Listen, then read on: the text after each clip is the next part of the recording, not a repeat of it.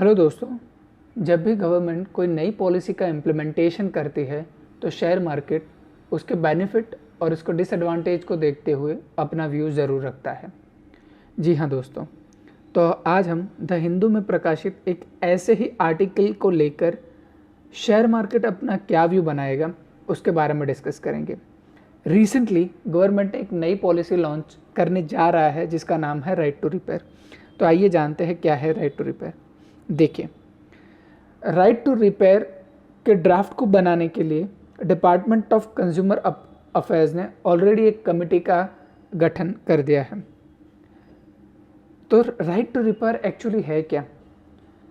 Customer ज़्यादातर जो electronic devices खरीदता है वो इलेक्ट्रॉनिक डिवाइसेस में अगर फ़र्ज़ करे कोई मैन्युफैक्चरिंग डिफेक्ट आ जाता है या उसके अंदर कोई रिपेयर या मॉडिफिकेशन करवाना पड़ता है तो वो सिर्फ मैन्युफैक्चर के पास से जाके ही करवाना पड़ता है, जबकि वह गलत है।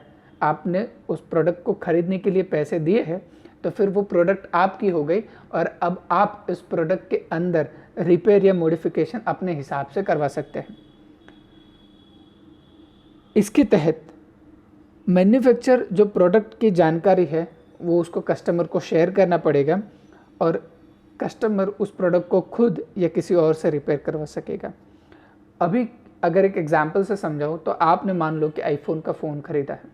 अब अगर उस फ़ोन के अंदर कुछ भी टेक्निकल एरर आता है तो वो सिर्फ़ और सिर्फ आईफोन कंपनी के जो सर्विस सेंटर है वहाँ से ही वो रिपेयर होके आएगा। और ज़्यादातर किस्सों में वो लोग आपको उस प्रोडक्ट को जो रिपेयर या मॉडिफिकेशन हो उसके लिए मना ही करता है। तो इसके तहत जब ये पॉलिसी इम्प्लीमेंट होगी तो फिर कस्टमर को ये अधिकार मिलेगा कि वो अपने प्रोडक्ट को कहीं से भी उसको रिपेयर या मॉडिफाई करवा सकता है। इसके क्या फ़ायदे होंगे? तो हमारे आसपास काफ़ी सारे रिटेल शॉप जो रिपेयर का काम करते हैं उनको बढ़ावा मिलेगा। दूसरा कि कंपनी अपने मनमानी के हिसाब से बोल देते हैं कि ये प्रोडक्ट रिपेयर नहीं होगा, जबकि अगर वह अपने टेक्नोलॉजी शेयर करेगी और प्रोडक्ट के ऊपर रेटिंग लगाएगी कि ये प्रोडक्ट इतने टाइम तक चल सकता है तो इससे ई वेस्ट भी कम होगा। और तीसरा कि कस्टमर के पास जो रिपेयर और मॉडिफिकेशन के चार्जेस है वो बहुत ज़्यादा लिए जाते हैं, तो अगर वो टेक्नोलॉजी शेयर होती है तो कस्टमर के पैसों की भी बचत होगी। अब अगर हम देखें तो ये जो पॉलिसी है वो पॉलिसी कौन से प्रोडक्ट्स पर ज़्यादा लगेगी, तो अगर आप स्क्रीन पर देख पा रहे हैं तो आपको पता चलेगा कि एग्रीकल्चर से जुड़े जितने भी प्रोडक्ट्स हैं, ठीक है ना, उन सभी प्रोडक्ट्स के ऊपर राइट टू रिपेयर पॉलिसी को इम्प्लीमेंट किया जाएगा। दूसरा, जितने भी हाउस होल्ड अप्लायंसेज है, आपके घर में जो फ्रिज है, टीवी है, वॉशिंग मशीन है, कूलर है, पंखा है, ऐसे जितने भी हाउस होल्ड अप्लायंसेज हैं उसमें भी ये right to repair policy implement की जाएगी। और जितने भी इलेक्ट्रॉनिक गैजेट्स हैं, यानी कि आप वॉचेस ले लो, हेडफोन ले लो, बेल्ट ले लो, टैबलेट ले लो, ठीक है ना, तो ये सब के ऊपर भी ये राइट टू रिपेयर जो लॉ है वो लागू पड़ेगा, ठीक है ना। अब इससे हमें जनरली राइट टू रिपेयर क्यों चाहिए? तो क्या होता है कि कोई मैन्युफैक्चरर प्रोडक्ट को बनाने के बाद उसकी जानकारी अपने तक ही सीमित रखता है, ठीक है ना। वो प्रोडक्ट की बनावट या उसके रिपेयर से जुड़ी हुई जानकारी कस्टमर तक नहीं पहुंचाता है और इसी वजह से कस्टमर को अगर कोई चेंजेस करवाना है तो सिर्फ़ और सिर्फ वो मैन्युफैक्चर से ही करवा सकता है। तो ये एक मोनोपोली बिजनेस था और इसमें कस्टमर को काफ़ी सारा नुकसान होता था। और अगर कस्टमर कंपनी के अगेंस्ट जाके कहीं बाहर से उस प्रोडक्ट को मैन्युफैक्चर के बाहर जाकर वो अगर रिपेयर या मॉडिफाई करवाता है तो वहाँ उसकी वारंटी ख़त्म हो जाती है।